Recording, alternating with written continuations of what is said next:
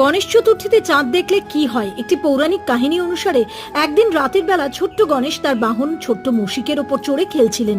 সেই সময় মুশিক হঠাৎ একটি সাপ দেখে লাফিয়ে উঠল, যার কারণে গণেশজি মাটিতে পড়ে গেলেন। এরপরে গণেশ উঠে পড়লেন এবং দেখতে পেলেন চন্দ্রদেব তার এই অবস্থা দেখে হাসছেন। চন্দ্রদেব গণেশজির রূপ নিয়ে উপহাসও করলেন। এরপর গণেশজি চন্দ্রদেবকে বললেন, আপনি আমাকে সাহায্য করার জায়গায় আমার সঙ্গে ঠাট্টা করছেন।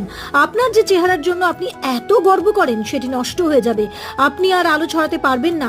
এরপর চন্দ্রদেব নিজের ভুলের জন্য গণেশজির কাছে ক্ষমা চাইলেন। তখন গণেশ তাকে ক্ষমা করে দিলেন এবং বললেন, সূর্যের আলো চাঁদের উপরে পড়লে তিনি নিজের আলো ফিরে পাবেন।